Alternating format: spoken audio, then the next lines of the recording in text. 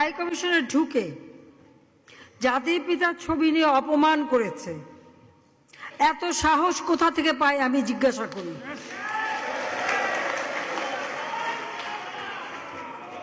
আমি জানি না আমাদের হাই কমিশনে এখন কারা বসেছিল এবং তারা সেখানে কিছুই করতে পারলো না কেন, সেটাও বড় প্রশ্ন।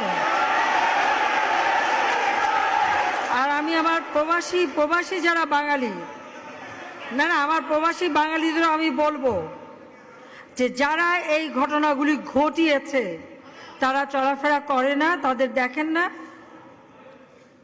যে হাত দিয়ে জাতির পিতার ওই ছবি নিয়ে তারা ভেঙেছে,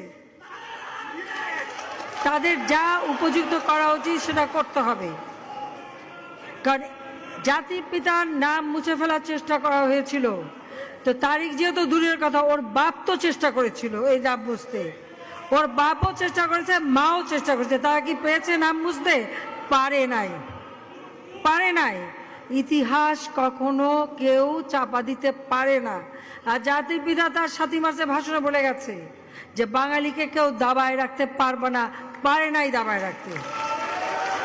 তা আজকে এত বড় দুঃসাহস হয়ে যায়। হ্যাঁ, আমি প্রধানমন্ত্রী এসে আমারটা যা করুক ওটা আমি কিছু মনে করি না, কিন্তু তিনি আমাদের জাতির পিতা, যে আইন আছে সেখানে হাত দেবে এত সাহস কোত্থেকে পেল? তারিখ যে ভুলে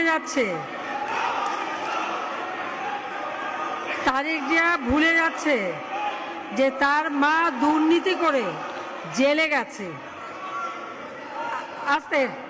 আজকে তার